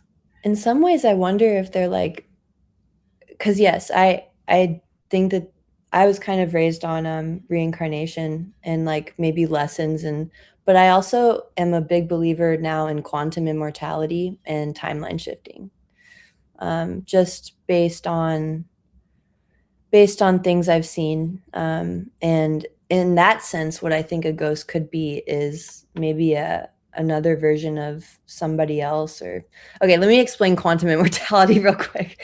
I'm not going to make sense if I don't. Quantum immortality is the theory that when someone passes away, and it kind of made everything make sense. It kind of made everybody's beliefs sound like everybody's actually correct to me. But quantum immortality is when it's the theory that when you pass, that say that somebody passes in a car accident, and their experience of it is that car almost hit me. I can't believe that didn't hit me. And their life just keeps going. But in the timeline that they just maybe shifted out of, it's an interesting theory. I'm very interested in it. In that other timeline that they might have shifted out of, their family has lost them. But in that spirit that is maybe just like in a parallel timeline that just like booped because maybe their lessons aren't done, doesn't realize that, the car didn't hit them and they can't believe it and they just go about their day. And sometimes I think that might be what a spirit could be, is like almost like an imprint of somebody else nearby in some sense. Kind of like an emotional energy that's tied to that place. Mm-hmm. And Yeah. living humans actually give off energy too. They can make weird things happen as well, energetically. I mean, Yes. we give off heat, and we actually give off like an electrical energy as well. So it makes sense. Yeah. Yeah, they say you can change, if you're out in the woods and you got to drink creek water, and it's bad, but they say you can change it if you know how to with your energy. So I believe that. Yeah, I do too. I've never tried it. I'm scared, but I went for a hike in the mountains one time, and I drank glacial spring water. It was just off the glaciers, and it was high enough that you're not worrying about getting beaver fever or something. Or the ice worms. Yeah, well, yeah. I mean, but it was so fresh, and it was cold, and it was the best water I've ever tasted. Right? Yeah. Sorry, I don't know why that thought came into my head. No, it's beautiful. It's so true. My dad and I hiked in Alaska, and we I mentioned the ice worms because I imagine he might be watching and might get a chuckle. We hiked in Alaska up a glacier, and we were so excited to get to finally like drink this ice water. We go down to the museum at the bottom, and we learn about like there's this giant ice worm sculpture, and we learn about the ice worms. And we're like, we were fine. Yeah. I mean, unless you see an ice worm, I would be okay. Right. I don't want to drink one, It's like the saying, what's worse than finding a worm in your apple is biting into your apple and finding half a worm would be worse. yeah, that's true. But it was the best water. Yes, it is. Well, Leah, we only got you for an hour, and I want to make sure, and I always tell everybody, we have a huge audience in Australia. So, and also I want to get more of your stuff on my radio station, on a Thin Line Rock station, because Thank you. I played the one and it was a hit. In fact, I don't know if you saw earlier there listening or watching. Yeah. So yeah, I want to get more of your stuff on there, but where can people find you? Where are you going to be? You got any big events coming up? My next one is going to be in LA it's actually at a castle. I'm kind of excited. It's on Valentine's Day. It's going to be, I think it's called the Breakup Ball. I can give you a link to post if you'd like, or if you want to look at my page, it'll be there. But yeah, you can find me on all the things at Leah Culver Music, LeahCulver Music, and that's on Instagram, all that stuff, SoundCloud, Spotify, Apple, all that. Nice. All right. You got an album coming out soon? Actually, yes. I'm looking at releasing an album that I've been excited to just release all this music in general. And I'm just starting to formulate that plan. Like yesterday I started. So yes, going to be releasing an album soon. Well, let me have it on the Thin Line Rock station. I'll play the heck out of it every Thank Tuesday. you. Appreciate it. Thank you so much. And thank you for having me. And I can't wait to look at your book and read it and check everything out. Thank you. I would love to have you back anytime you want to come back, because you've got such a positive message, and I think you can send a positive message to a lot of girls around the world, or ladies. Yes. I think that's important as well. So yeah. But yes, everybody go to Spotify and follow Leah, and buy her album, especially in Australia. So thank you so much. All right, Leah, have a great night, and don't let me get beat up by the old man. You know what I mean. So, I do. All right. All right, sweetie. Well, have a Have a great good night. Thank you for coming on. Bless Thank you so Thank much. you. All right, bye-bye. These hours just fly by. They really do. Absolutely. Yeah. Some of the stories and like getting to, understand somebody's like where they're coming from and their history and where they got from here to there. It's just amazing. Yeah. And she's got such a great story. And her music is totally badass. So Yes.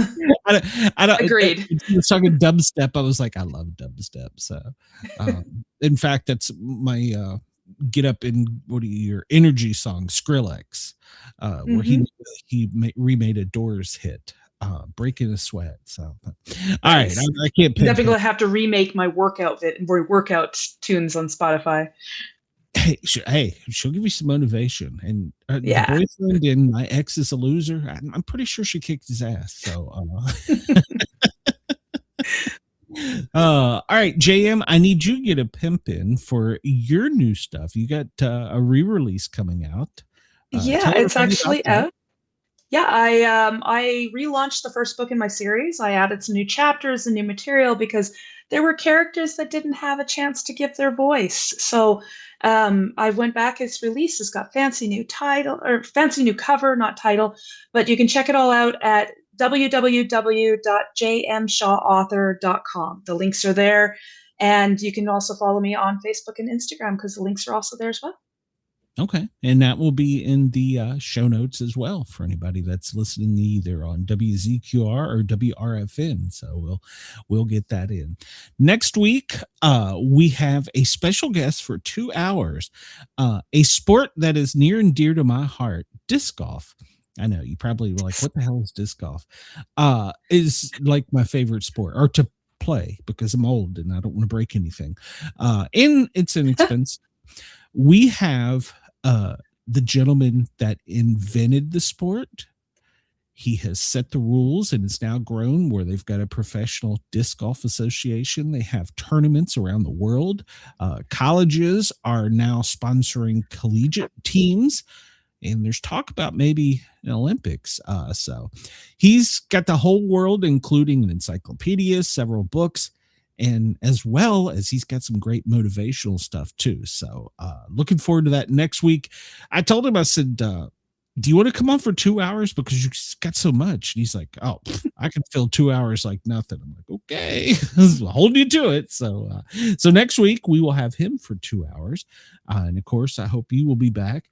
Hopefully Harley will either beat her kids or get the internet back. I'm not sure which it was. No, she was having some internet, and I don't know if it's snowing up in Cleveland. So she was talking about there were some problems with her internet and power. So hopefully she at least is listening. But yeah, so we got that going on. I will be back tomorrow. Finally, I'm done with all my doctor's appointments. They drilled for 12 hours in my mouth with a jackhammer and like. Well, that sounds fun. So, yeah, it was great. So I opened my eyes and there was like 12 people in there at once. So I'm feeling much better. I know. I got my eyes checked today. I got new glasses coming soon. So yeah. You're going to be a whole new man. Oh, well, no, they want to do the heart test next. Jesus. But at any rate, so I'll be back tomorrow from 2 to 4.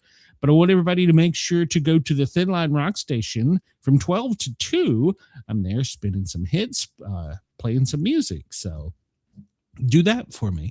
We'll do that. And then comes to me tomorrow on the Sportcat Daily Gazette. We had a great audience. I didn't get to give as many comments into the chat or from the chat as I like, but that was because I didn't want to interrupt the guest's train of thought on some of that was so deep. So please have patience with me there. But everybody, we will see you JM, you'll see him next week.